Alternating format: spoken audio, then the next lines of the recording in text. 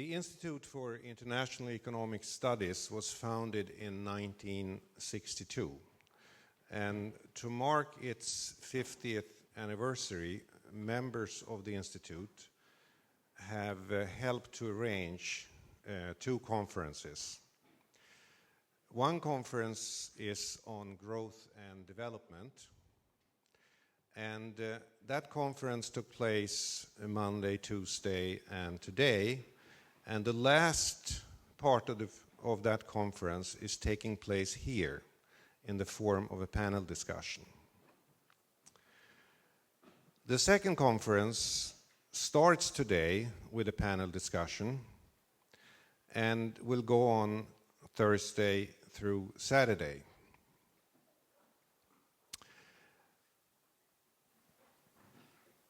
Before I hand the word to the panel, I want to welcome Kåre Bremer, who is Vice Chancellor of Stockholm University, to say a few words and make an announcement. Please.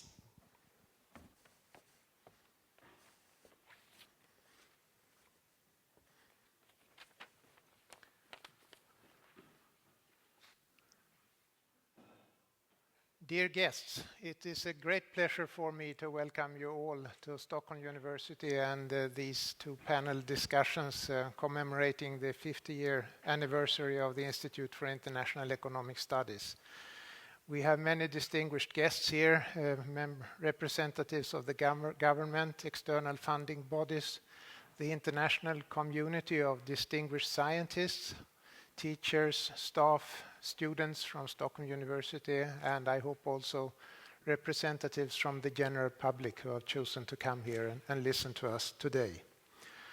Stockholm University was founded in 1878 as a private and modern alternative to the established universities, and it expanded greatly during the 20th century, also with the social sciences. And the Faculty of Social Sciences is now at Stockholm University the largest faculty of its kind compared to those of the other Swedish universities. And the Institute of International Economic Studies and economics in general is a very important component in this faculty and in the activities of Stockholm University in general. The faculties at Stockholm University have during the past years undertaken an exercise in identifying what we consider as leading research areas at Stockholm University. Areas where we confidently can say that we take a nationally leading and also an internationally prominent position.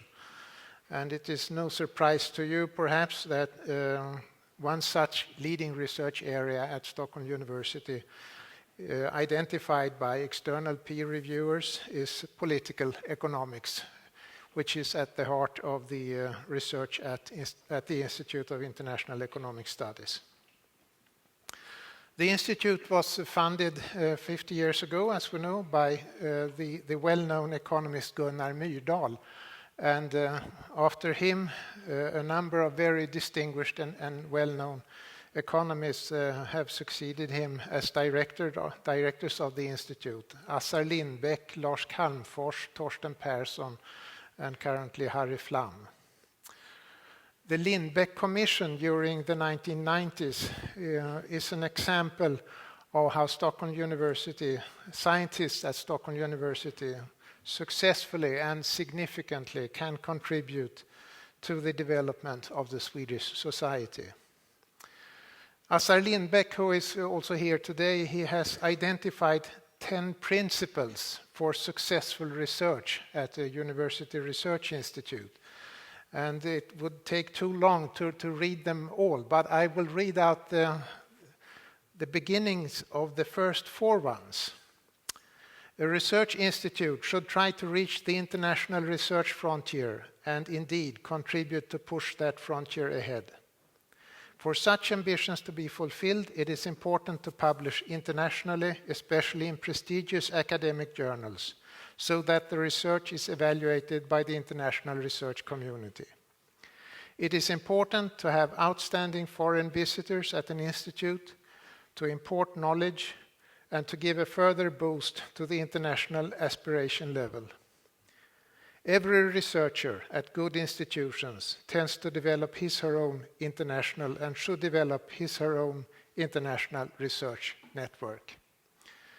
Needless to say, these principles have been fulfilled by the Institute of International Economic Studies. And I would say that they set an example for many other departments and institutes at Stockholm University. I now have some announcements to make regarding the future funding of the Institute of Economic Studies. We have decided from Stockholm University centrally to allocate 5 million Swedish crowns directly to the Institute. And this contribution is especially designed to improve gender equality among the faculty of the Institute, perhaps an area where there isn't some room for improvement.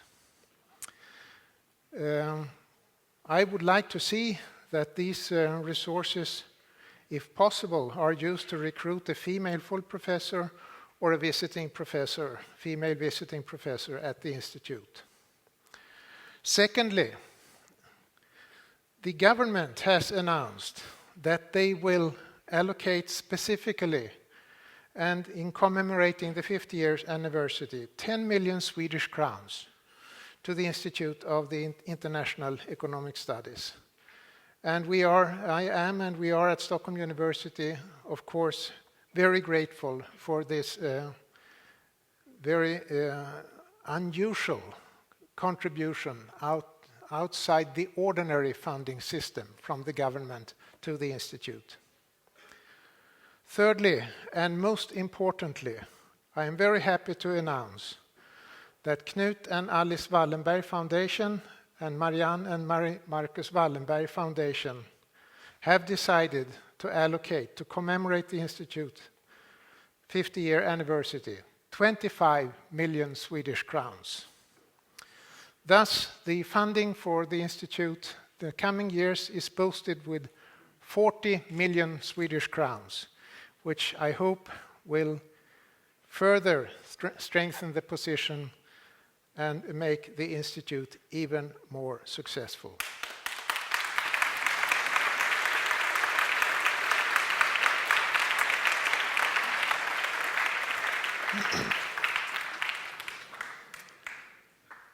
Regarding the contribution from the Wallenberg Foundations, it is a pleasure to see as guests here the representatives Hans Wibom and Göran Sandberg from the two foundations. The two Wallenberg Foundations have specified that the donation is intended to further strengthen the international position of the Institute and should be used for recruitment of foreign postdocs, visiting lecturers, and guest professors. The two foundations have during the past 30 years supported Swedish research with nearly 17 billion Swedish crowns to Swedish research and higher education. One example is a significant contribution to make this building possible. It is worth noting that the two Wallenberg Foundations during this period have had one and the same chairman, Dr. Peter Wallenberg, who is also Honorary Doctor of Law at Stockholm University. During his period as chairman, the total assets of the foundations have increased from 2 to nearly 60 billion Swedish crowns.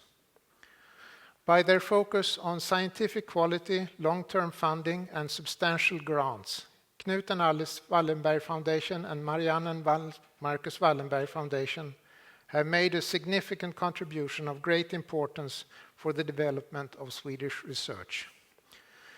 I express my and Stockholm University's great gratitude to the two foundations for their significant support to Stockholm University and to the Institute of International Economic Studies. We will now be able to listen to two panel discussions on two very important subjects, growth and development, and climate and the economy.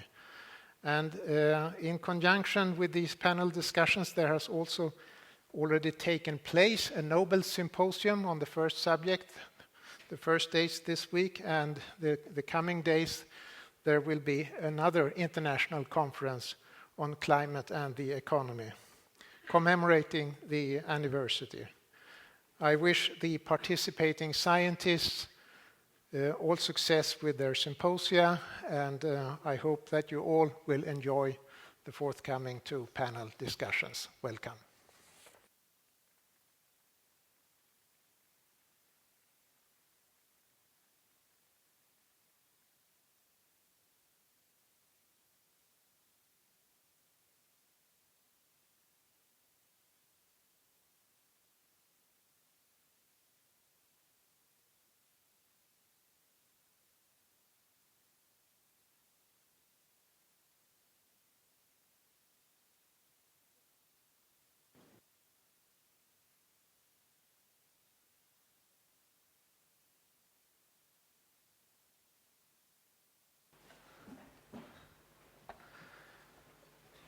Ladies and gentlemen, my name's Tim Besley. I'm the moderator for this panel with a collection of 5 really distinguished and interesting speakers. But let me, before I introduce anybody, say I'm very proud myself to be associated with the Institute. And we've had a debate over the last few days about institutions and human capital. Well, I think it's fair to say that the Institute is an institution that has created phenomenal amounts of human capital in Sweden and probably will continue, I'm sure will continue to do so in future in the impressive way it has in the past, and makes a huge contribution. Now, this panel in many ways, I think, embodies something special about the Institute, and that's the engagement between academic research, rigorous thinking, and the world of policy. As I say, we have 5 panelists, and I'll go from this end of the table to the far end. They hardly need any introduction given the distinction and wide-ranging reputations that they already enjoy. We have Dani Rodrik from Harvard University, Jeff Sachs from Columbia University, Paul Collier from Oxford University, Esther Duflo from MIT, and Bill Easterly from NYU. But before I go to the panel, I think symbolically of the engagement that this event is about, I'm going to call on and introduce Gunilla Carlsson, the Swedish Development Minister, who's going to say a few words about the range of issues that I think the panelists will wish to engage in, and to give us a perspective from the world of policy on the kinds of issues that the panelists are going to debate. What I'm then going to do is sit among the panelists and try and moderate what I hope will be a discussion. As we know, economics is all about the double coincidence of wants. You want to hear from them, and they want you to hear from them. And my job is to make sure that that happens in a moderately orderly way, and I'll do my very best to give the opportunity to all the panelists to say what they would like to say. But first of all, let me introduce the Minister.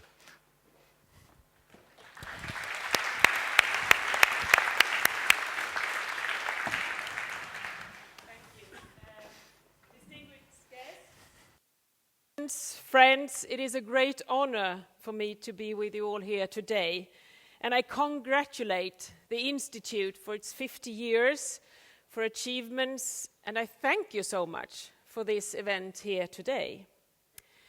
The world is changing, and so is the landscape in which policy and aid operate. The global economy has evolved dramatically over the past 10 years.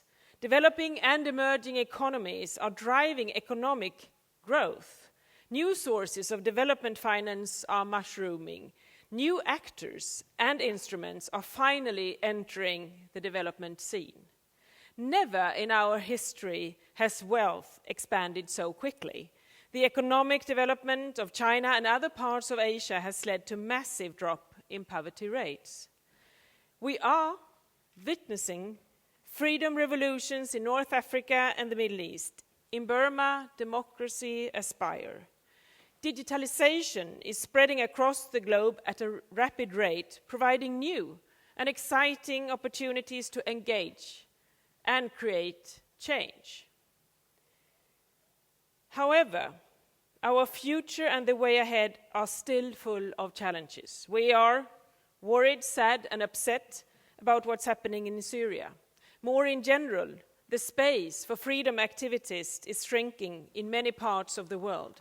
women and girls' rights are lagging behind, in many cases far, far behind. Today, 1 billion people are living in slums as a result of a rapid urbanization. By 2050, the number of people on this planet is projected to be about 9 billion. Access to food, water, energy and sanitation is threatened by climate change. Humanitarian crises keep on emerging. The biggest challenge ahead of us will be to improve the lives of the poor living in fragile low-income states, mainly in Africa. As a minister in charge, I constantly ask myself how to ensure that the more than US dollars 4.5 billion that Swedish taxpayers are provided each year for development cooperation is creating lasting impacts for the poor. Aid is being questioned more and more, and it has been questioned by several of you that are here today. I question it too every day. If I didn't, I wouldn't be doing my job. That is why I welcome this debate, because in order to keep up a generous and even increasing aid budget, aid must show itself to be relevant. It needs to relate to global trends and new technologies. It needs to improve the lives of the poor and the oppressed. It needs to align itself with other flows around the globe in a way it's not doing for the moment. In my view, development assistance can, right organized, contribute to three things. First, accelerate sustainable economic growth in partner countries. Two, improve the living conditions of the poor, especially in countries that lack the capacity or will to do so. And three, resolve the issue of common goods, such as climate change, trade, good governance, financial stability, peace, and security. We need to look at aid and development with new eyes. We need a dynamic approach that focuses on the individual, where entrepreneurs and human rights activists are active drivers of change, where women and girls are in control of their lives, where innovators offer new solutions to old problems. Development will not happen without institutions, but times to look beyond the state as a principal provider of basic services. Because complex problems now require complex solutions, and aid alone will not do the trick for us. In order to combat poverty and increase the rights and freedoms of people, we need to use all the policy tools available to us. I am proud that Sweden was one of the first countries to develop a policy for global development. Aid needs to go hand in hand with policies for trade liberalization, peace and security, and climate change. How society develops is a complex issue, and a vast number of factors influence the outcome. Local contexts differ from one place to another, and there is no one single blueprint that can be applied to all societies and all countries at a time. However, there are certain factors that we know to be universally crucial for long-term development to take place. Stable institutions, the rule of law, free markets, and gender equality, to mention a few. This is why research and the important work that you all carry out are so important. We need to identify these universal success factors and learn from past successes and mistakes, as well as from newly gained insights. Such lessons come from evaluations of our practices, but also more fundamentally from research in economics and in other disciplines. Too often there are gaps between theory and practice, between researchers and policymakers. We tend to work within separate organizations, timeframes, and dynamics. Bridging the gap between research and policy is a tremendously important task. We need to learn and act upon evidence of what works and what does not. Simply put, what gets measured gets done. And so we had better get the measurement right. The MDGs have been a powerful tool for focusing the world's attention on development results. However, they have their limitations. They focus on a number of social and economic rights, but leave out the areas that are crucial for development as such. Good governance, democracy, transparency, and accountability, and revenue collection are examples of areas which I would like to see much more progress. And I will relentlessly champion these areas in my work on the UN High-Level Panel on post-2015 development agenda. Beyond 2015, we need a set of development goals that encompass all three dimensions of sustainable development. A rights-based approach should be stressed. Goals should be relevant, concrete, measurable, and time-bound, which has been a major success for the MDGs. And I'm very much looking forward to working on this panel, and I welcome recent arguments and thoughts to enable us to rethink and improve results for the benefit of the world's poorest people, and for our shared capacity to more carefully manage this globe together. In order to tackle global poverty, we need to put results, transparency, and accountability at the core of the development agenda. Taxpayers at home and poor people around the world have the right to know what they are entitled to and what is being achieved. If aid and development assistance is not reaching the poor and oppressed, I want you to tell me. In fact, I want you to shout it out so that the poor people that we are trying to help will know that we have listened to them, and so that I and my colleagues around the world can make the change that have to come and to be done in order to truly make a needed difference. Thank you so much, and good luck with the panel.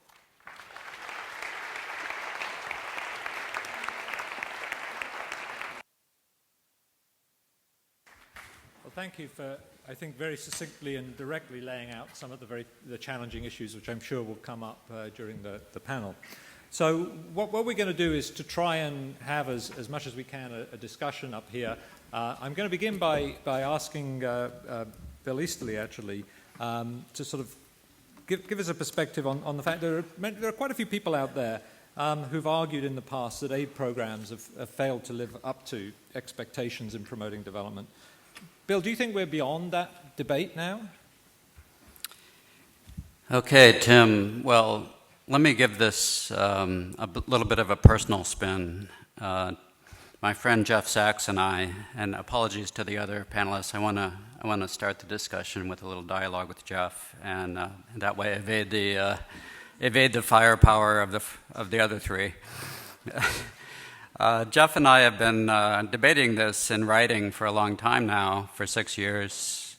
This is the first time we've ever appeared together in public, so it's, welcome to the event.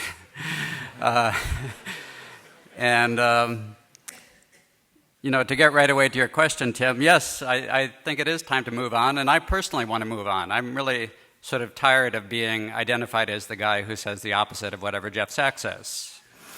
It's not really a way to be identified in that negative way. And also, I want to start by giving some thanks to Jeff. Jeff has been a very charismatic advocate for the world's poor. He's been probably the guy who works the hardest of anyone on global poverty. And by the way, I'm saying this sincerely. I have such a bad reputation that when I say good things, people sometimes think I'm sarcastic. But I'm really saying this sincerely. I'm grateful to Jeff for the attention that he's brought to global poverty. Without Jeff, there'd be a lot less people interested in global poverty than there are now. And I think, Jeff, you deserve a lot of recognition for that, and I thank you for that. Can we give him a little round of applause?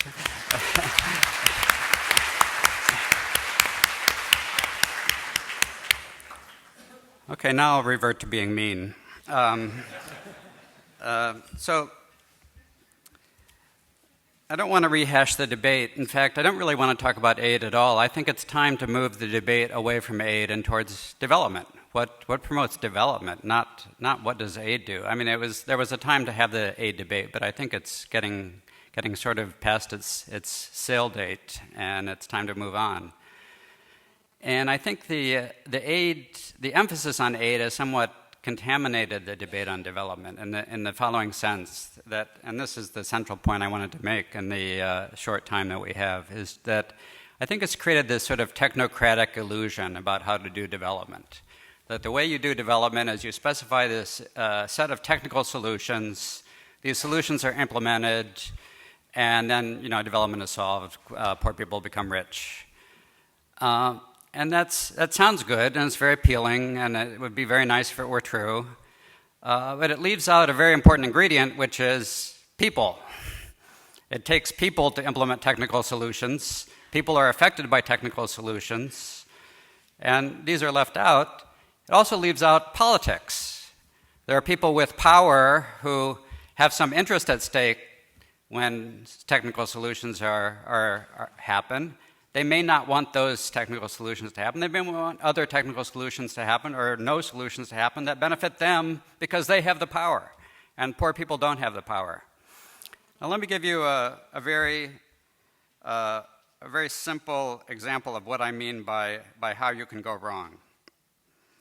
The World Bank's International Finance Corporation did a loan for a forestry project in Uganda, in which a private British company got a loan from the IFC to do a forestry project. So, this sounds like a good thing to do. It certainly would pass any technocratic test that forestry will increase the income of Ugandans. It sounds like a good thing. Now let me move to the next part of the story. On February 28th, 2010, 20,000 people were forcibly evicted from the land that forestry project was sitting on. They were evicted in the sense that by evicted I mean that their crops were burnt down, their homes were burnt down, 2 people died, including a small child that was caught in a burning house. They were beaten, they were marched away at gunpoint. Now, of course, nobody's going to be in favor of this project the way I've described it. It's not really the recommended approach of the World Bank. By telling this horror story, I don't mean to say that this is somehow representative of all aid projects or of all World Bank projects. My point is something different. The point is that this story was reported on the front page of the New York Times on September 21st, 2011. The New York Times had a front page story about this atrocity that had happened in Uganda under the guise of a World Bank project. Now, so obviously the Ugandan government was partly at fault here by providing the soldiers that evicted the people. The private British company may have been at fault. But let's talk about the World Bank's role. The World Bank is giving money to an autocratic government in which it needs, there's a high risk that things like this are going to happen. And it seems like the World Bank should have some responsibility for what happened. In fact, this should be sort of a perfect storm and this is the sense in which I want to use it, that here's an example, and of course this is just an example. This is not scientific evidence, this is an anecdote. If you want, I'll give you 98 more anecdotes later, and then we could call it evidence. But for the moment, this is just one anecdote. But this should have been like the perfect storm for World Bank accountability. Involuntary resettlement is like the worst sin in development, and there's safeguards against that. And then it's on the front page of the New York Times. How much more publicly exposed can it be? And in fact, the World Bank did agree that they would do an investigation of what happened the next day after the New York Times story came out. Sort of the evil side of me actually posted a clock on our website at NYU that measured the time since they promised to do an investigation until the actual investigation happened. The clock is now at 355 days and 10 minutes, and I don't know exactly, but the closest the World Bank has come to doing it, in fact, they said this was their response, this was their investigation, is that they had their ombudsman decide which of the other parties might have been at fault and try to mediate among them. Now, of course, the first problem with this is the World Bank was not accepting any responsibility for itself. Its ombudsman was just going to talk about the other party's responsibility. And then here's the conclusion that the ombudsman came to in its investigation. And I wrote this, I'm reading this off my iPad. This is a sentence that I took from the ombudsman investigation of this incident. This report does not make any judgment on the merits of the complaint and the issues therein. Did you understand what the conclusion was there? That the report does not make any judgment on the merits of the complaint or any issues therein. I'm not totally sure that it fits the definition of investigation. I looked up the word investigation in the dictionary, and there was some definition like a searching inquiry for the facts. And that doesn't really seem to match the idea of a report that does not make any judgment on the merits of the complaint. So in sum, the the World Bank was involved in a project that did the worst things possible, was caught red-handed in the most public way possible, and yet really has faced no consequences whatsoever from this whole incident, which is really bad news for and this is sort of the inherent problem in the technocratic problem to development, that you are dealing with the agents who are implementing these technical solutions have a complete and utter lack of any democratic accountability. And this is the fundamental fault, not only of the aid system, but of the whole technocratic approach to development. That you cannot expect results when you don't have democratically accountable agents implementing the effect. Democratic accountability is the way that poor people protect themselves against the actions of their own governments, or even worse, the actions of a multilateral development bank. So in this circumstance, you're not going to routinely get horror stories like this. No, I admit this is an extreme case. But if that's the complete lack of accountability of the most visible development agency in the world, then it's clear we're not going to get good results in general when you're never really going to be holding anyone accountable for good or bad results. It's just not going to happen that way. And in fact, that's not the way that development happens. And the good news, as the minister said, is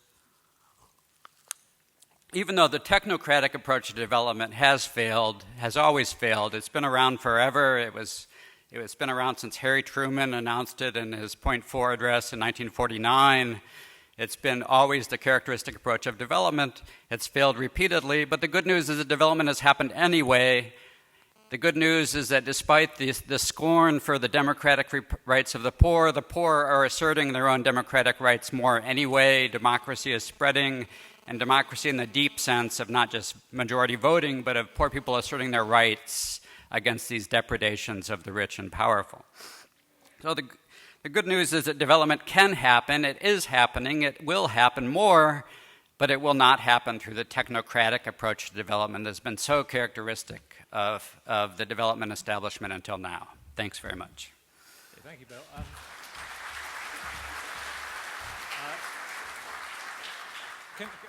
I know our panelists are going to say lots of very interesting, important things, but I think if we leave applause to the end, it would be give us more time for discussion. Let me turn to Jeff, but specifically on the question of the accountability for aid. I think that we can all agree Bill's raised an important point there. So what's your take on that issue, and any other panelists who want to come in on specifically the question of accountability? Oh, okay. Did that not? I was asking Jeff to come in specifically on the issue of the accountability for aid and to have a little discussion around that point. Sure. First, let me. No. Yeah. I think you speak with somebody turning these things on and off up there. I hope. Is it reaching the back? Doesn't seem to. Somebody turning these things on and off. It's on. It's on. Is it on? I'll try this one. Hi. First, thank you very much, and I want to thank Bill for those nice words. And I also want to thank the Institute for International Economic Studies for being here for 50 years and serving the world and inviting us for this important symposium. And I want to thank Oscar Lindbeck for having me at the Institute 35 years ago to help a young first-year graduate student get started in this profession. And it made a lasting difference for me to have the experience of getting to know people like you and Lars Svensson here and Torsten and Harry Flam and many, many other people. So I'm very, very grateful also at a personal level. I think that Bill is right and has made a very important service over the years in making clear that lots can go wrong when there's irresponsibility and unaccountability of aid. And the example that Bill has just given, which I don't know about in particular, but I will also do my best to help your clock get properly stopped by a due regard to what you've raised, is an example of the kind of land grabbing that is fairly pervasive right now across Africa. And when you see that an IFC or others can be party to that, it is, of course, deeply troublesome. So I'm sure that the point is well taken. My point has always been that if we think hard about these problems, we can do better, and I do think that we should do better. We have our own accountability and responsibility, and we have ways to have more independent and transparent means of giving help when help is needed. And so I just want to concur with Bill on that point. I don't know if I can say anything more right now. Well, let's have a little discussion around the accountability issue and that concerns. Does anyone else share Bill's concerns about that, or does there anyone want to come in on that topic? I guess this wasn't working. Yeah. Well, let me add my congratulations to the Institute and thanks to the organizers, in particular for giving me this especially handcrafted name tag. Others somehow were just sort of given ordinary printed ones. I wanted to come in here because it seems, I think, the brief exchange that we had between Bill and Jeff, I think, leaves a lot of people confused, and it leaves me confused as well, and I hope we can dig a little bit deeper. It seems to me that they are not disagreeing about the facts. They're not disagreeing about the science. Bill can go on and on citing examples of aid that hasn't worked, and I think Jeff can give us a lot of good examples of how, in fact, it has made a lot of good. And now maybe they would disagree whether the effect on average is slightly on one side of positive or the other side. But I think ultimately, it seems to me what's dividing the two of them isn't the science, isn't the economics. It's I don't know how else to put it. It's almost like their personal predilections, which is that, Bill is more of a dour guy. He's sort of a pessimist. He doesn't think we can make these things work. And Jeff is an innate optimist, and he thinks that, he's never seen a problem that he doesn't think we could collectively fix.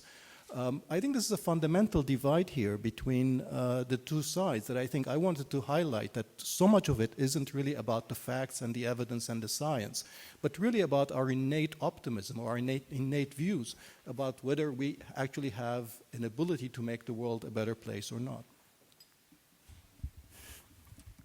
Can I respond to that, Tim? Yeah. Innate optimism and innate pessimism sounds like it fits the data perfectly, but it's somewhat circular.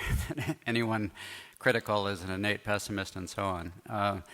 I think it's more that that with the kind of lack of accountability in the system that's been demonstrated over and over again, I think you can certainly say that sometimes aid works. I've never said that aid never works, but it really sets a really firm upper limit to how much aid really can accomplish on a grand scale.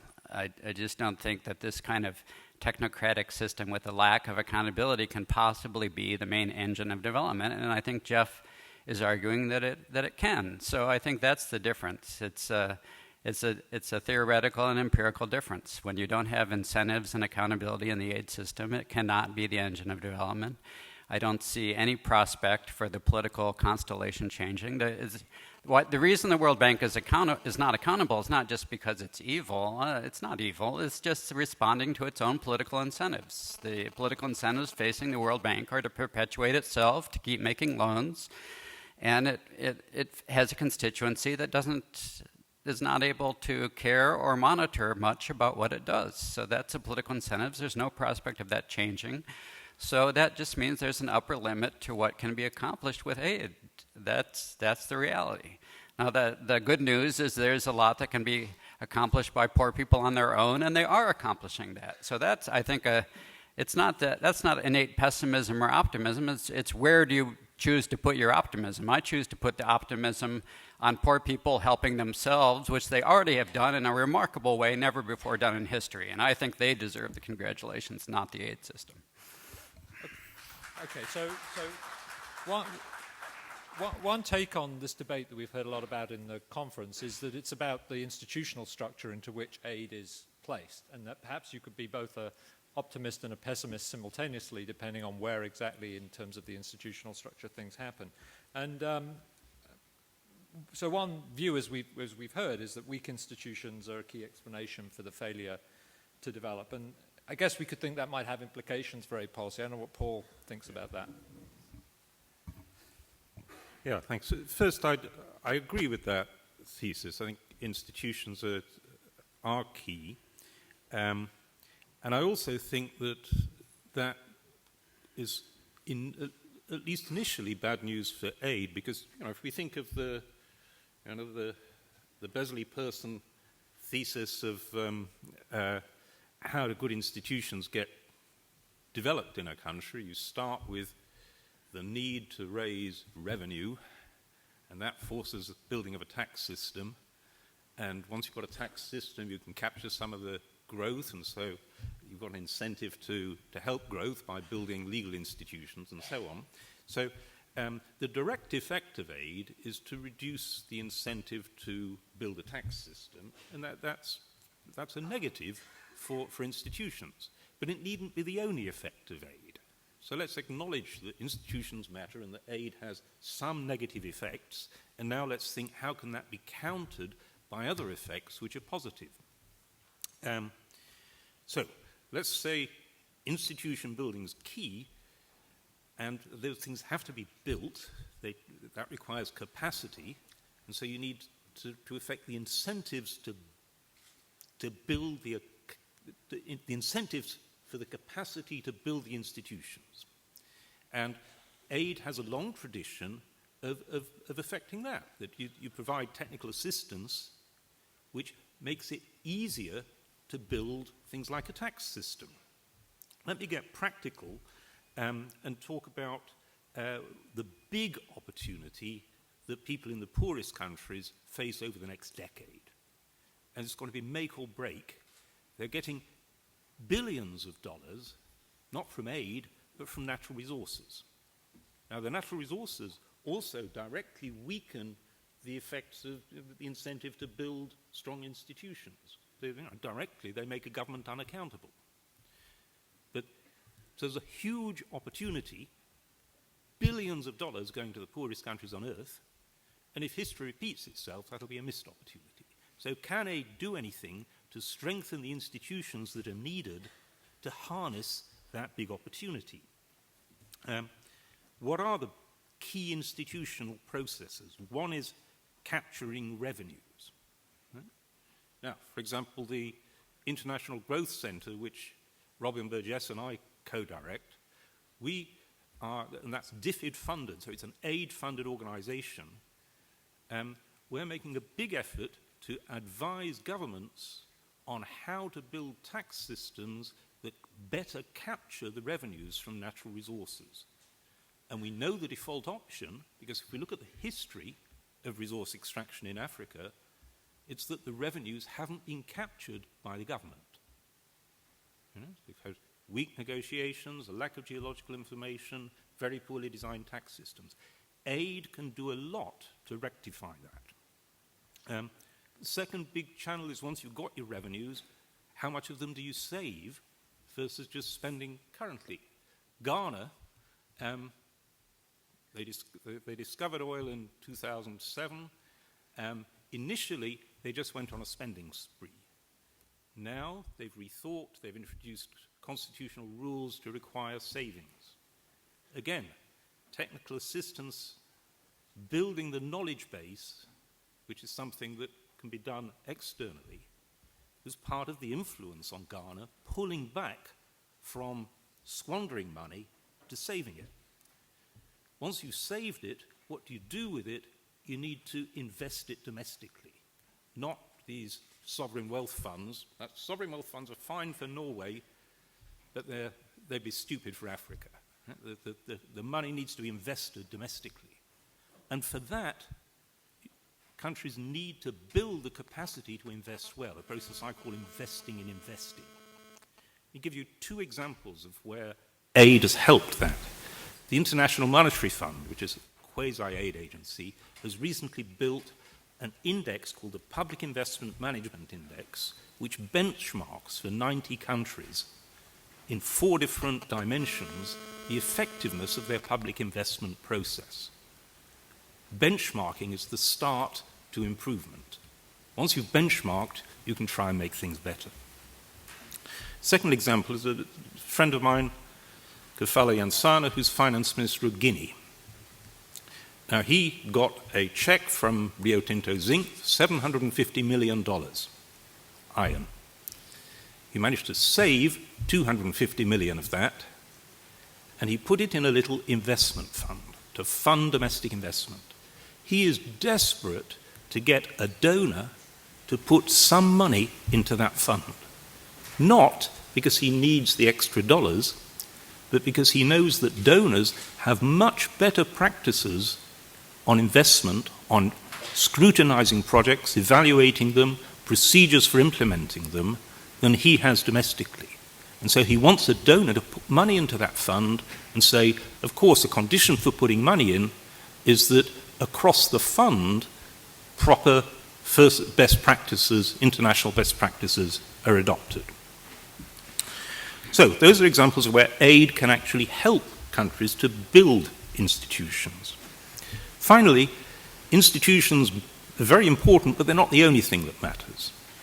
Alongside institutions, you need the whole legal environment of rules, which is not just institutions, and you need a critical mass of citizens who understand what the rules and institutions are for, and therefore support them. Some of the rules are set internationally. The Americans have got ahead of the game with the Dodd-Frank Act, which requires all the resource extraction companies listed on American stock markets to report transparently all their natural resource payments to governments. The ball is now in Europe's court. This is before the European Parliament now. Europe needs to take a view. Do we let our own companies off the hook, or do we subject them to the same standards that the Americans have imposed? Yeah? So that's a case where some of the rules are set internationally, not within Africa. And we can set them well or we can set them badly. Finally, rules and institutions only function, only work, if they're supported by a critical mass of citizens who understand them and support them. To take an example, think of the Eurozone. 17 countries, 11 years, 2 fiscal rules. 16 of the 17 countries have broken one or both of those rules, because there isn't a critical mass within Europe that actually supports the institution of the euro. So you can build your institutions, you can build your rules, but you need a critical mass of citizens who understand how to harness natural resources for the future, the saving and the investment procedures. Again, international standards can really help there. We've had 2 big initiatives on international standards, the Extractive Industries Transparency Initiative and the Natural Resource Charter. Both got going thanks to international aid. DFID was the first to support. A lot of aid agencies are now supporting those, and they're basically attempts to help build that critical mass of understanding within countries. So, institutions matter. The first effects of aid are negative, but other effects of intelligent aid can overcome that. Thank you, Paul. I think Jeff wanted to come in, maybe, I don't know whether you want to come in, Dani, on this discussion. Any others, but Jeff. Yeah, just on a couple points. I think those are all good examples, but I think the idea that the first effect of aid is negative is a little strong. The first effect of aid can be helping to provide vaccines. It can be helping to get children in school. It can mean lots of things. And so the kind of generalization, I think, is really not to be left hanging in the air that way. Aid means lots of things. And so I think we are doing a good job of dissecting some of the things that it means, but I think that it shouldn't be left as a blob out there, that it's negative this way and positive this way without defining a little bit more carefully. What I like about what you said is that obviously with a thoughtful approach you can address a number of the incentive issues that are very serious issues in development, and a well-designed aid program should take that on. And my own experience of designing aid programs, thinking about these things and these concerns, as yours, shows that it's possible to do things, realizing that there will be problems of transparency or accountability that you want monitoring, that you want to be able to measure. When I wrote the first draft of the design structure for the Global Fund to Fight AIDS, TB, and Malaria, it was exactly around the idea of an independent technical review, clear metrics, and how to apply in an open way, not a politicized way that Bill has emphasized rightly. And so you can put in design features that can make a big difference. I did want to change the subject because we promised not only to talk about aid here, and I'm going to change the subject while I have the mic, just not totally change it, but to add a dimension, which is why do we see such a mixture of outcomes in the world right now in terms of growth rates, for example, varying between double-digit growth rates and negative.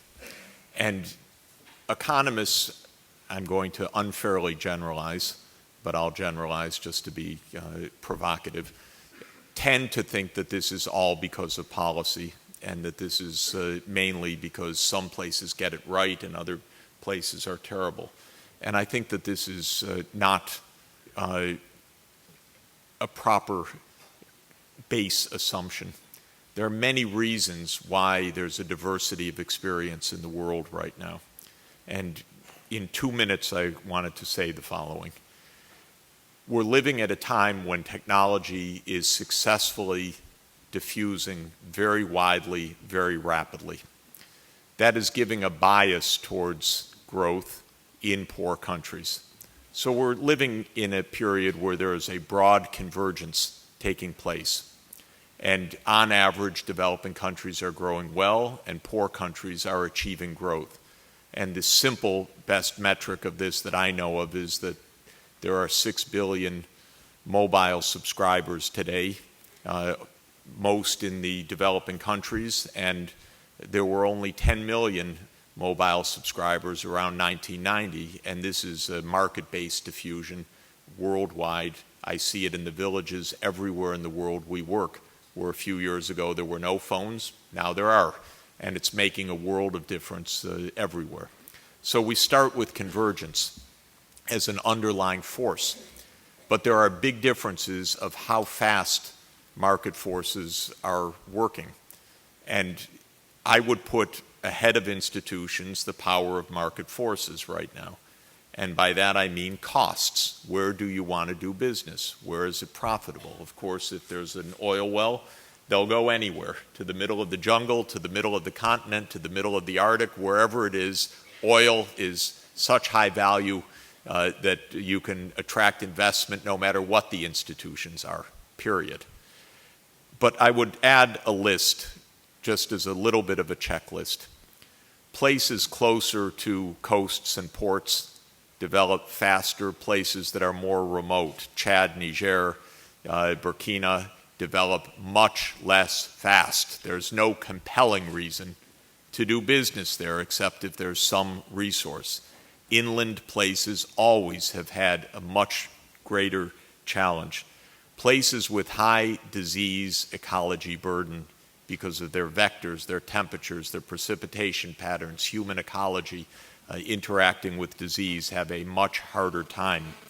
Places with poor agronomic possibilities, all other things equal, have a harder time developing. So the Sahel, the Horn of Africa, Afghanistan, and elsewhere, with the few growing days, with the huge precipitation variability and so forth, have major problems. Now, then there are the investment side that are endogenous, but related to the things I just mentioned. If the infrastructure is lousy, it's impossible to attract business. Infrastructure is hard to finance. It's not impossible, but it is hard to finance for very, very poor places. And so a combination of poor infrastructure and being 1,000 kilometers inland, I've scratched my head for a decade or two in such places. It's extraordinarily difficult, except if you have diamonds or oil under the ground, to get something going in those places. So the point I'm making is that we need a bit of a thoughtful diagnosis. I've called it a differential diagnosis or clinical economics. Dani and Ricardo Hausmann and others have talked about diagnostics. Policies are part of the issue. Institutions are part of the issue. The education of the population, the physical geography, the burdens, the relative isolation, these all play a role. Context is extraordinarily important. And I wish that our profession could become much more like good practicing clinicians, where we do careful differential diagnoses to understand what is it in a context of general framework that is impacting particular places so that we don't overgeneralize. Because this, I think, in a complex system is the first vital step, and that is good diagnosis. Thank you, Jeff. Dani, do you want to comment on that? Would maybe just amplify that, but also maybe with a little bit of a twist. And I think I don't think we can really disagree that geographic and climatic and similar factors are very important conditioning factors on growth and the possibilities of convergence. But if I wanted to put there's a pessimistic spin of this, which I know is not what the conclusion that Jeff draws, but sometimes it's easy to draw from that conclusion that therefore there isn't really all that much you can do. After all, your geography is pretty much given in the context of long-term history. But there's one important piece of evidence which suggests, depending on how you interpret it, that either policies can matter a whole lot, or that the geographical determinants aren't all that important, which is that growth rates, let's say over periods of decades, vary significantly in the same country. So including in sub-Saharan Africa, pretty much every country has experienced rapid growth, whether that's sort of 3-4% in per capita terms over a period of a decade or longer. And so we have this experience that in fact growth rates can go up, can increase, and of course also means that they can come down. But one thing that we do know is that countries that are otherwise geographically disadvantaged are capable of generating high rates of growth over certain periods of time. And then the question becomes, how do you unlock these processes of growth? Now, when I look at these instances of what one might call growth accelerations, or looking at when is it that these countries start to grow, it's very rarely that we see very large-scale, broad, wholesale institutional transformation or very large-scale policy reforms. And I think the process of growth tends to be much more one of unlocking a series of binding constraints in sequence. And that's sort of, I think, the kinds of experience, that kind of framework that I think best explains what has been happening in China, which after all, from the perspective of many standard institutional criteria, is still a country with very bad governance, weak rule of law, and significant amount of corruption, yet of course has experienced the world's most remarkable poverty reduction program ever. And the way that I would explain it is they've done it by sequentially and strategically being able to remove one binding constraint at a time. It started in the late 1970s with giving agricultural households incentives, then moved to the urban areas, moved from agriculture to industry, subsequently moved to foreign trade, and now moving into other areas as well. I think so that suggests two things. One is the possibility that we really ought to be optimistic about the prospects of achieving such growth rates, even in otherwise disadvantaged environments. And the second thing is that we ought to be pragmatic and not dogmatic and think that there's a single causal theory of what is it that's going to cause growth in different settings, because those tend to be highly context and temporal specific. Sometimes it's going to be corruption that's the problem, sometimes it's going to be macroeconomic instability, sometimes it's going to be lack of financial resources and access to credit. And I think the kind of differential diagnosis that Jeff is talking about, which I'm in favor of, is trying to figure out exactly at any point in time which one of those is the right model, is the right constraint to try to lift. Okay, thanks, Dani. I'd like to bring in Esther at this point to perhaps comment on some of the discussion, but perhaps also you have some interesting ideas on using aid as a sort of form of venture capital, and maybe you'll talk about some of those ideas at the same time.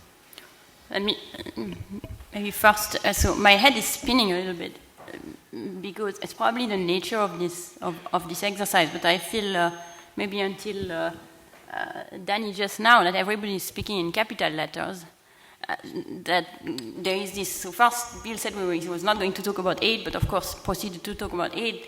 And with this very big question. So is aid going to help, and then is in that same little introductory speech, like it's not aid, it's all about power, and then geography. That was Jeff. So we are talking about these like big ideas, which are a little bit difficult to. I can't easily wrap my head around. Has aid helped in general? I don't think we know that. Even less, of course, whether aid is going to help in general. And I don't think there is one theorem which says that because the aid are accountable to the governments in their country, that makes it necessarily ineffective, in the same way that it's not because the developing countries' government, even in democracy, are accountable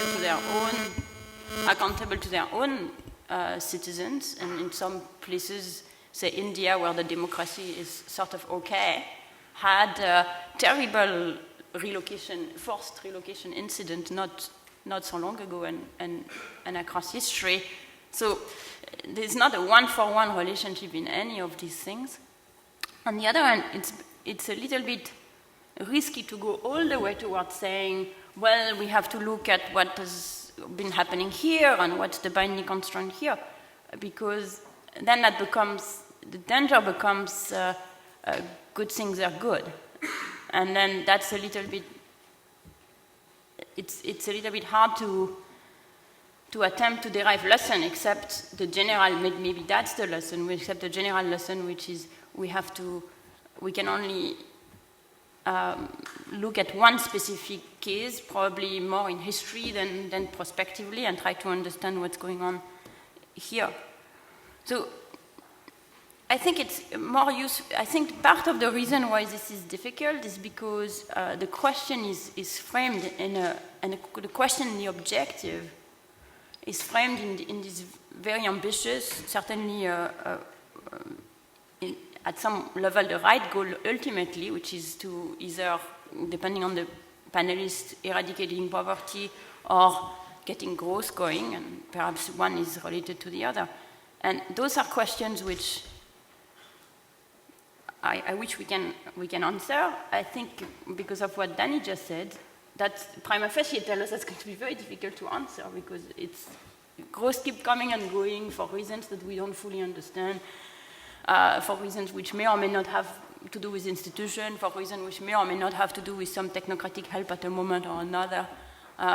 And so far, until now, and I think that came clear in the last couple of days, we don't really understand the mechanism behind this thing in general.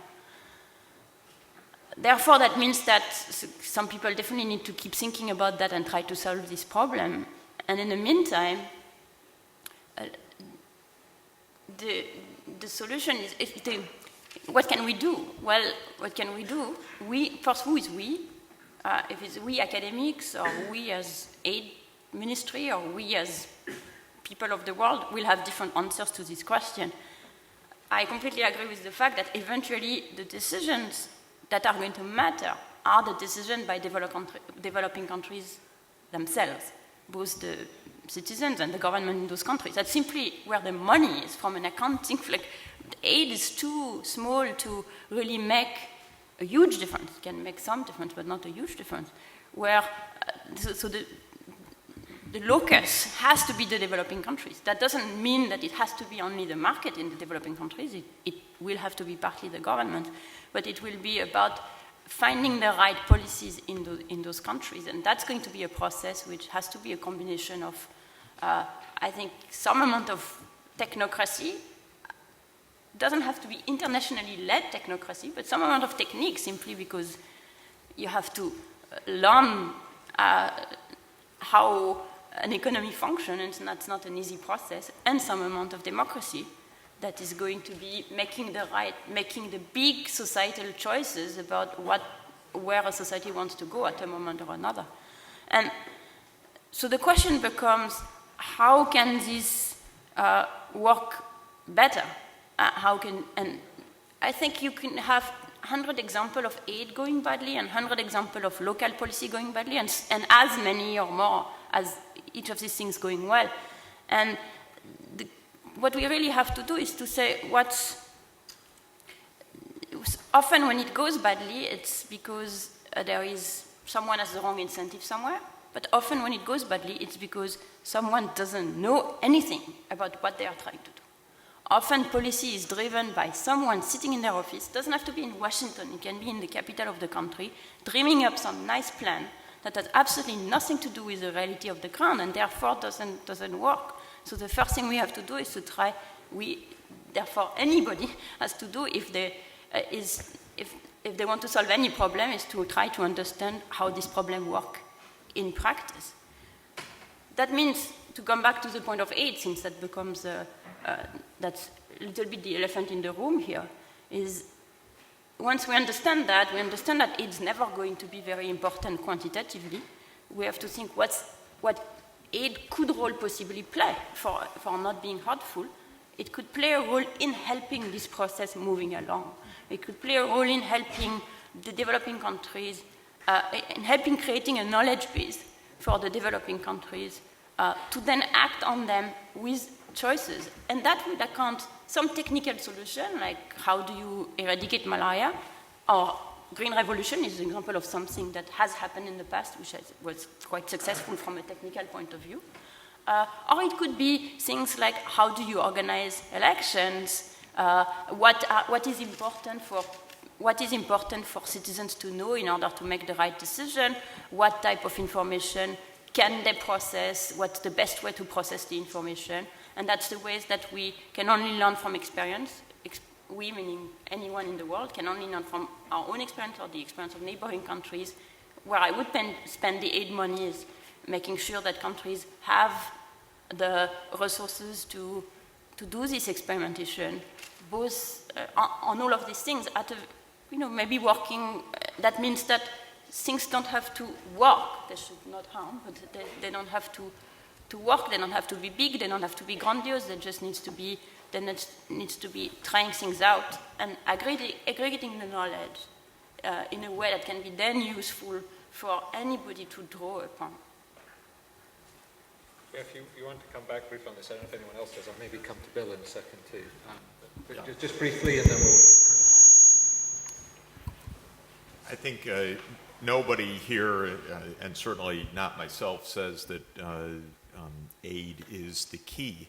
It's part of the solution if well done.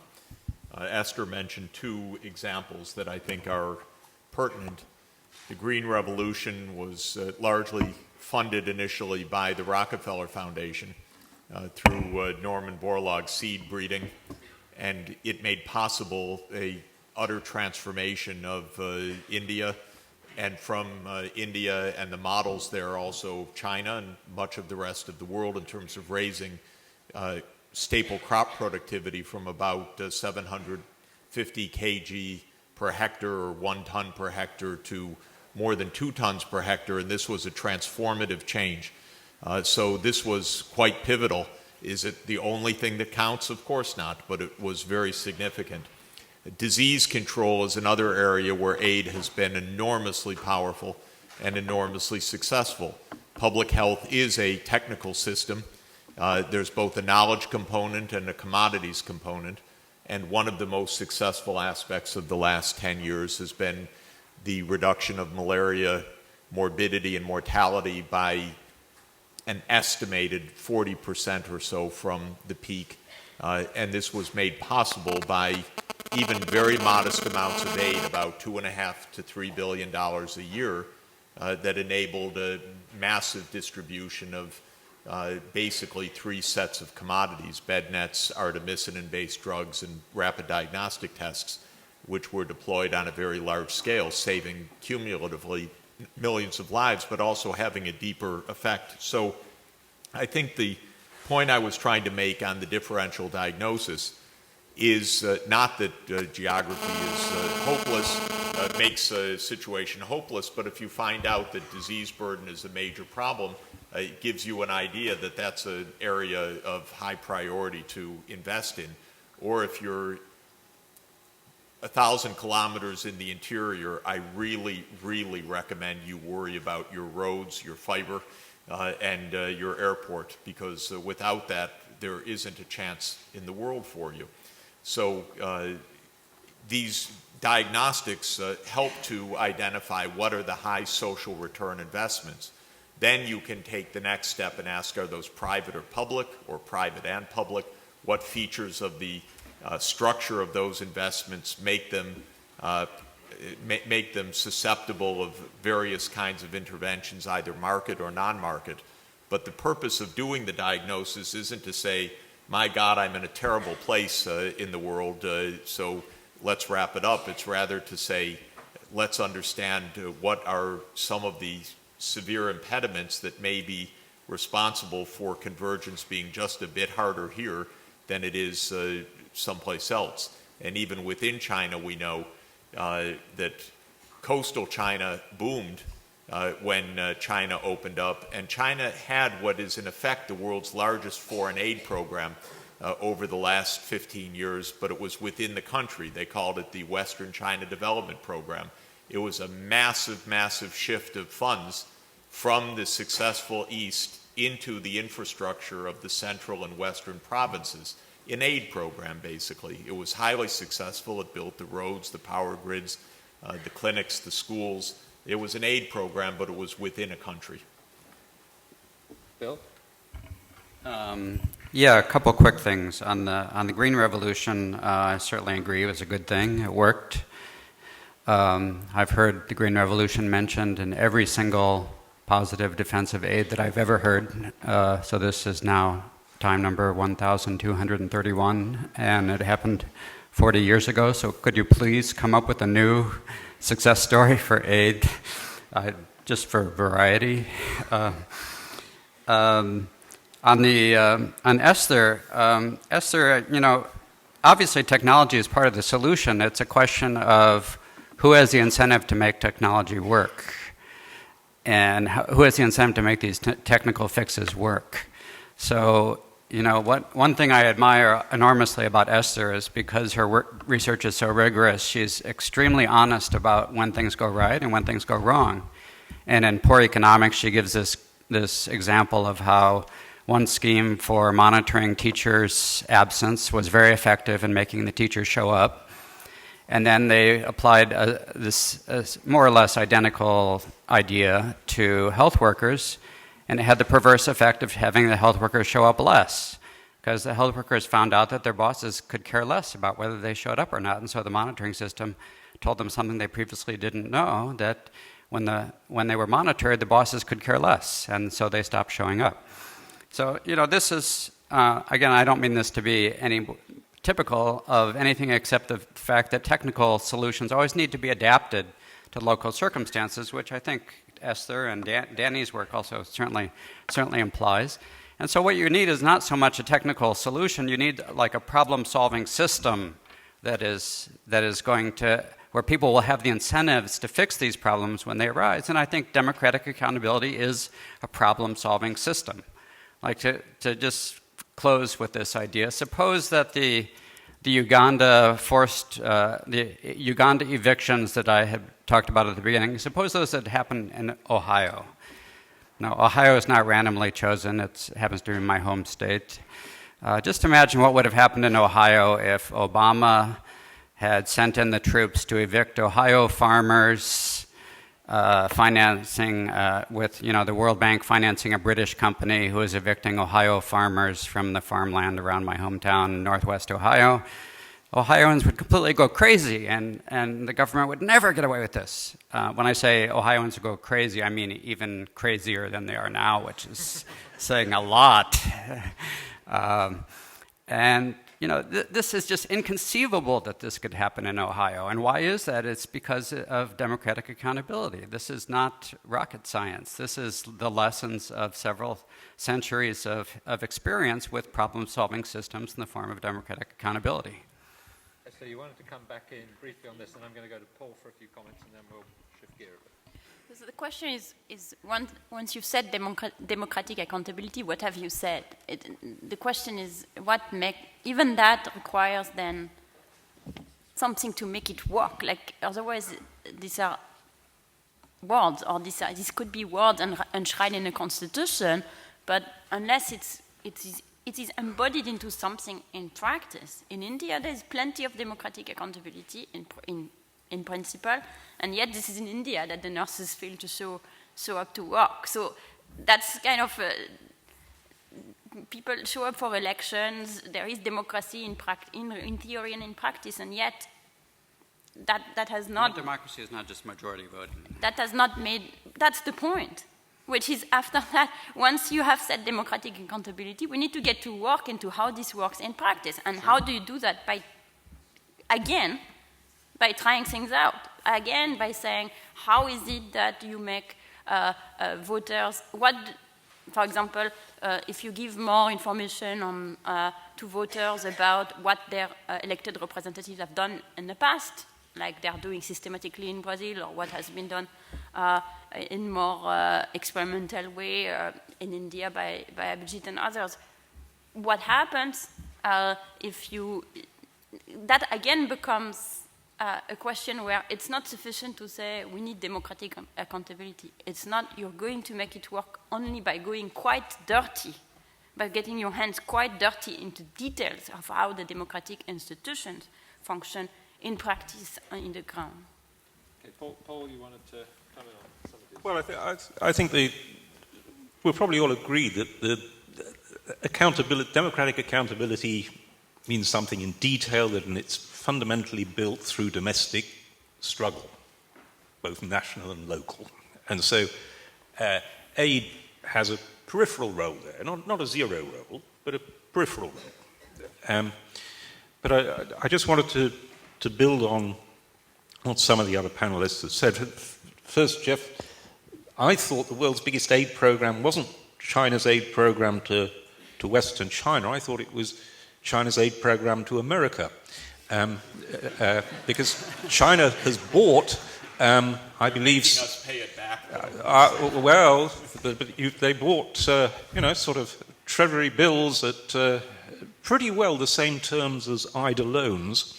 And I think it was about $3 trillion, and we know what cost $3 trillion in America over the last decade, so it's the worst nightmare case of aid financed a war. But anyway, the point I wanted to make was rather different. And I wanted to build on what Esther was suggesting. I think I agreed with Esther that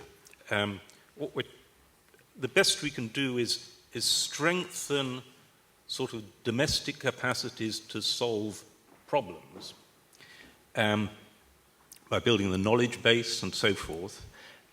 But smart aid shouldn't be a scattergun across all possible problems. It needs to focus on a few processes which are really important and which seem to be going wrong. And that's why I started with managing natural resources. We know historically that's gone wrong in a lot of countries. We know over the next decade it's going to be huge. And we know that there are a few distinctive sets of decisions which have to be got right. And for once, we know the difference pretty well between getting them right and getting them wrong. We can recognize what is a good approach and what is a bad approach.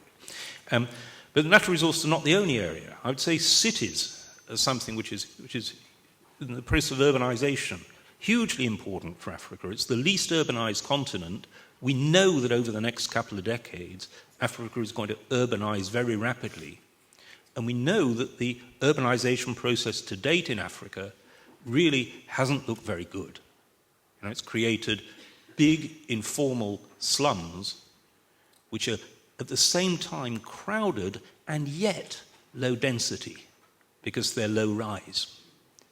And we know that potentially cities are the engine of prosperity and opportunity for ordinary people. And so helping African governments to get urbanization right is, I think, something that a smart aid could really be useful in doing. As it is, the typical African government is actually rather frightened of urbanization. Right? They fear floods of young people coming to cities and no jobs, and that being politically destabilizing.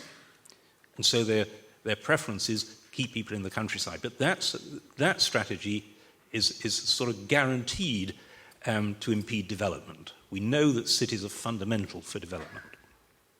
So, tailor to circumstances. I mean, Jeff's example of if you're landlocked, you've no choice. You've got to focus on good transport links. And again, aid in those contexts can help that process. So look at the big processes which are likely to go wrong and try and build both the knowledge base, skills, the generic ideas which can be useful. It's a halfway house between saying the big sweepy ideas that are supposed to work everywhere and saying everywhere is different. Thanks, Paul. I'd like to ask Dani. You know, we've been through in the developed world one of the biggest crises in recent history. And do you see this as having a debate, an influence on the debates we're going to have about development policy? Is it affecting things in an interesting or helpful or unhelpful way? Do you have a view on that? Actually, you know, interestingly, one of the effects of the financial crisis has been to undercut intellectually the strong view of institutions-centered perspective on development. Because when you think about so many of the explanations about how the financial crisis in US and Europe came about, it's all about weak regulation, undermining of the rule of law, cronyism, capture. And all of a sudden you read all the descriptions of what went wrong in the United States, and it sounds like people are talking about Africa. And I think sort of, you know, yet obviously the United States is a wealthy country. And the question arises if indeed these institutional, if indeed it is so easy to describe the underpinnings of the crisis in such terms, could very broad institution-centered perspective on development really have all that much leverage over explaining what's happened what's happening in the developing world? So I think intellectually it sort of there's been that effect. I think obviously the financial crisis is having effects on the budgets of the fiscal stance of rich countries. And I think in the short run, what we're going to be seeing, in fact, are seeing, is pressure on aid budgets. I think there are indications that last year, in real terms, net ODA actually fell for the first time in quite some time. And that's directly linked to the fiscal stress that rich countries find themselves in. I think more importantly, over the medium run, I think we're likely to see a change in the how hospitable the global environment is for the type of growth and industrialization strategies that East Asian countries followed to date, because of the domestic political pressures of low growth, high unemployment, squeeze on the middle class that the rich countries are going to be facing. Just to backtrack here a little bit, one of the critical phenomena, one of the critical aspects of all the rapid growth cases in East Asia is that these were cases of very rapid industrialization. These countries succeeded by pulling a huge amount of labor from the countryside into more productive manufacturing plants. And they did so through a whole range of policies, from, on the one hand, more market-oriented policies, on the other hand, a whole range of interventions and industrial policies. And I think the rich world, the rich countries, actually contributed to this process in two important ways. One was benign neglect, which is that they simply looked the other way while poor countries, the East Asian countries, were stealing or otherwise obtaining their technologies, disrespecting what later became known as intellectual property rights and so forth, while they engaged in a whole range of trade and industrial policies which have become increasingly restricted, manipulating their currencies and so forth. So there was this benign neglect that rich countries just didn't particularly care. And of course, on the other side, they basically opened their market to the exports from these industries that resulted in Asian countries, so that this allowed this rapid industrialization to result in export growth and their sustaining. I think this is much less likely to be the kind of environment in the medium term that we're going to be obtaining, given the kinds of domestic political pressures that the advanced countries are going to be finding themselves in, whether it's overt protectionism in the north or it's various kinds of pressures brought onto developing countries. I think the sort of second, third generation developing countries that are trying to replicate similar industrialization strategies, the moment they start becoming successful, I think are going to be facing much greater pressure from abroad to conform to other types of policies. And finally, I would say in the long run, in the longest runs, probably the most damaging effect of the financial crisis in the north is what it is doing to the image of liberal democracies in poor countries. Because the financial crisis is not just an economic crisis, it's a political crisis in the West. And I think this is having the very negative effect of dimming the star, the attractiveness of a Western model of liberal democracy, which has been something that even the elites, which don't necessarily have a lot to gain from a democratization, have had to pay lip service to. So I think the fact that sort of the political crisis, the political stalemate that the rich countries are going to be experiencing makes this political model that much less attractive, is going to have ultimately quite negative and weakening effects on the governance and the institutions, not necessarily in the direction of making these countries renounce democracy, but I think we'll see that democracy becomes much more formal rather than taking on sort of the liberal aspects of protecting freedom of speech, free media, true competition, the rule of law, and so forth, and they'll turn increasingly into what variably has been called illiberal democracies or competitive authoritarianism, and so forth. And I think this ultimately, in the long run, I see as the most significant negative effect. Let me just conclude by just one sentence, which is that harks back to our earlier discussion, which is what actually this shows that in terms of development policy in the North, that is what rich countries can do for poor countries, it really goes way beyond aid. And as long as we're just focusing on aid, we're really missing on a whole range of areas of omission and commission that rich countries get engaged in. And I think we need to keep those broader range of interactions in mind, in addition to aid, when we talk about what rich countries ought to be doing. Okay, thanks, Dani. I'll briefly go down the panel and get any other reactions to the question. So, Jeff, I'm going to go, and then if you guys have anything to say, I'll come to you. I thought it would be worth just spending a moment with where Dani has taken us, and that's the long-term risks. Because I feel that at one level, the tendencies towards convergence are quite powerful, and there's a lot of wind in the sails of development, and there's a lot of built-in potential for development in our technological advances that are pervasive and spreading quickly. And most countries in the world are unlocking that process successfully. There are a few worst actors, North Korea, for example, but these are really outliers at this point. They're not the norms. So there is good news, I think, that is quite important. So what absolutely keeps me awake at night worrying about the most fundamental questions? I just wanted to put these happy points on the table.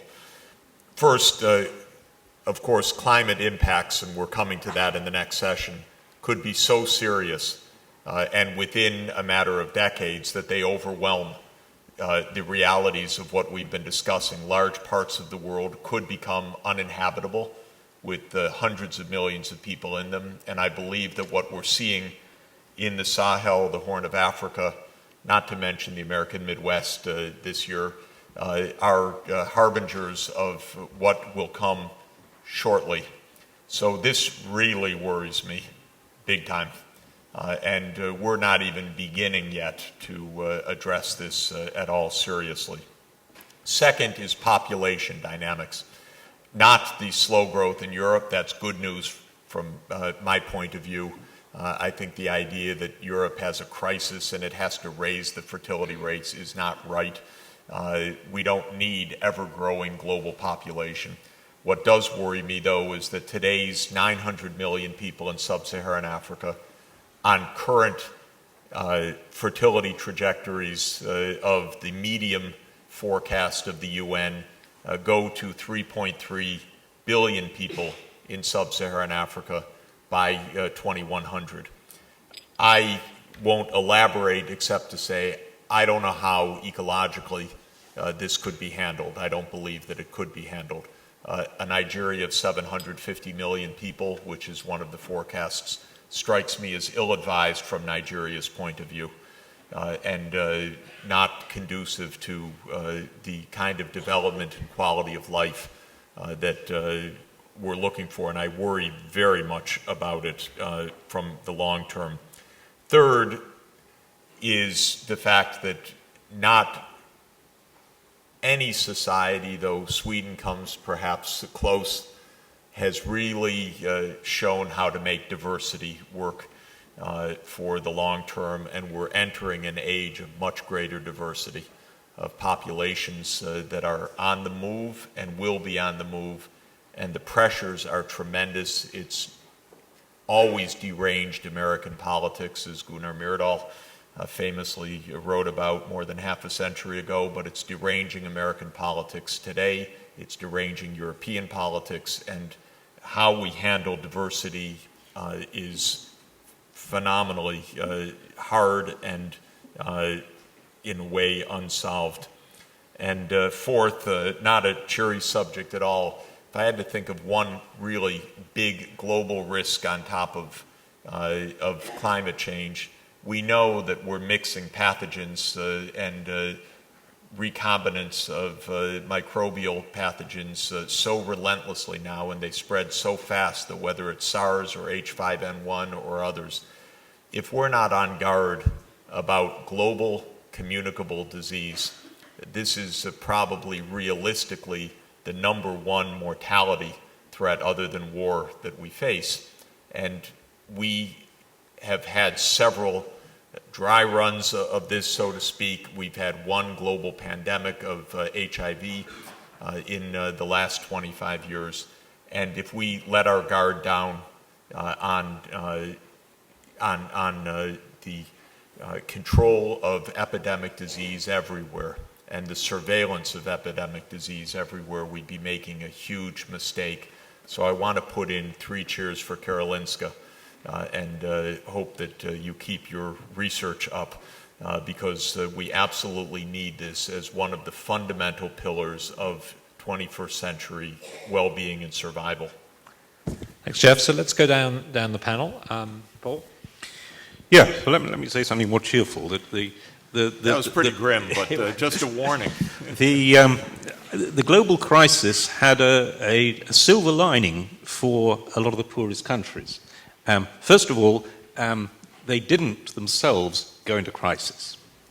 And so they demonstrated their own resilience. They demonstrated that over the last 15 years, cumulatively, macroeconomic management has improved in most countries to the point where they were able to weather this shock. And so they actually came out of the crisis faster and in better state than the developed world. Now, that got noticed by the investor world. And so the silver lining is that investors learned 2 things from that crisis. One is that rates of return in the OECD were a lot lower than they'd thought. And looking forward, they've got 95% of their portfolios stuck in the OECD, and they wish they hadn't, and they know they've got to move out. Where would they like to move to? Well, they wish they were in the BRICS. But the only trouble is, not only do they know that, the smart investors, their grandmothers know it. And so it's all in the price in the BRICS. The BRICS are expensive. And so the smart investors know they've got to move money out of the OECD and look beyond the BRICS. And so the category which 10 years ago they used to dismissively refer to as the basket case countries, they've now relabeled as the frontier economies. Now, there's still not a lot of money actually going in, but there's a lot of interest. What they know, the typical investor, is big opportunities, these countries are going to grow, they're risky, they're complicated, and I personally don't know about them. That's where the typical investor is.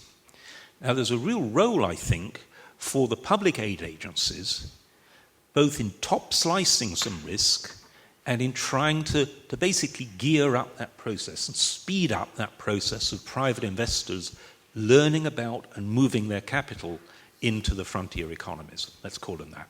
Thanks. Esther, do you want to come in? Just very briefly, I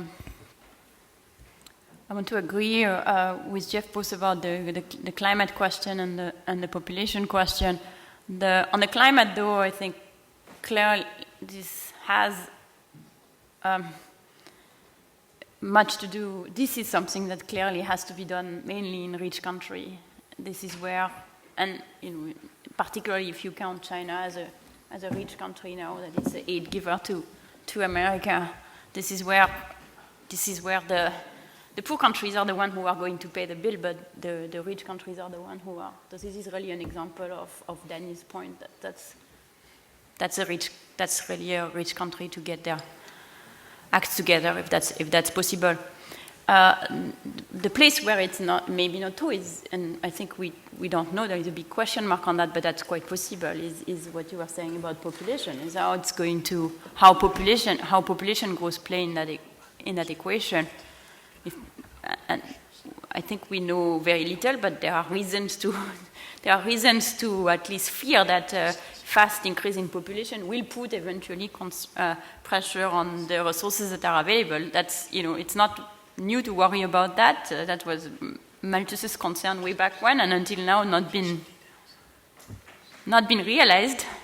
But there are reasons to at least ask the question seriously.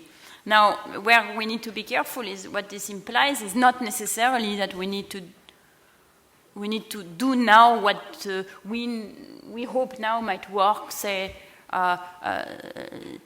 send a lot of contraceptives in poor countries and pay for them. That may or may not be sufficient. Any effort at population control is extremely delicate and can backfire in a big way, not only for population control, but also for other things. India, I think India's public health sector is still reeling from the failed and really disastrous attempt at population control during the emergency period. Of course, this is not what's on the table today, but I think the key thing here is going to say, I think it's a key priority, and I was very surprised it's not a subject I work really on. But we did some research when we were writing a Poor Economics with Abhijit. It was very surprising to me how little we know and understand about this. Seems to be a pretty basic question, which is why people have children. And until we understand that question better, I think we are not in a position to design effective policy. And so that's more, since there are a lot of students in this hall, that is, I think, a subject where there are both high returns in terms of the world's future, and it's surprisingly open in terms of interesting things to do. Okay, Bill? I want to comment on the idea of the crisis in the West losing Western credibility to autocratic alternatives. I mean, we can talk about the pragmatic point of view first of all, and we only have history to go on. We can't predict the future, but the history is that we've had a crisis of 4 years. The West has had lots of previous crises, and despite those, it overcame them, and the West has grown steadily for 2 centuries, revolutionized living standards, health, the quality of life, air conditioning, iPads, whatever you want. I think that autocrats are going to have to do a little better than just use 3 or 4 years of evidence as the case for authoritarians doing better than the West when there's sort of 2 centuries of history that go the other way. And we certainly don't see Westerners sort of lining up to do mass migrations to China to take advantage of the opportunity to be imprisoned for free speech. It's just not credible that suddenly, because of a couple of years, that suddenly the autocratic alternatives suddenly wins the day. I think the future lies with the same liberal ideals that have worked over a very long run period of time. And I think the reason they work is because the liberal ideals based on inalienable rights. What is that? Someone's protesting. It must be the autocrats. The liberal ideals that are based on inalienable rights, the consent of the governed, they do form a kind of self-correcting system in which there is a correction after crises that fixes the problem. And that's the main argument for them working pragmatically.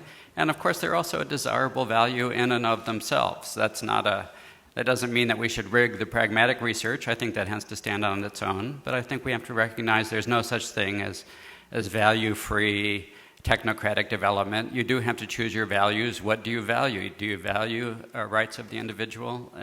That's what development should be about. And that's a case that is going to both pragmatically and morally is best served by the case of liberal ideals. Thanks, Bill. So sadly, scarcity has its way, and we are out of time. I was going to offer, if the Minister would like to say a closing word or two, that she may do so, and then I'll formally wrap up proceedings. Do you have your microphone still? You can borrow this one if you wish. Yes, I have, and I just wanted to thank you on behalf of all of us, because I think you have really provided us with how little we know and how complex development are. So I think it was great to listen to you all, and I'm inspired that researchers have such a variety of opinions, even more perhaps than politicians in my field. And that's encouraging, because I think we need the pluralism, but we also have to try now to figure out how on earth we can live together and how we're organizing ourselves the best way. And I think about aid policy and the question of world poverty will still be discussed after this, and I think this was a very, very helpful event for us. So thank you so much for coming to Stockholm and for having this opportunity. Well, thank you. Let me just end by paying tribute to your presence as well. I think it's really gratifying to have an event like this where we can have academics of the distinction we have here up on the panel and somebody in a position of influence like yourself listening and engaging with us. And I think you'll all agree with me that this has been a very constructive, wide-ranging discussion on a broad range of topics, and of course in the time available we were only able to scratch the surface, but we certainly did more than that, I think, and I'd just like to thank the panelists for their contributions.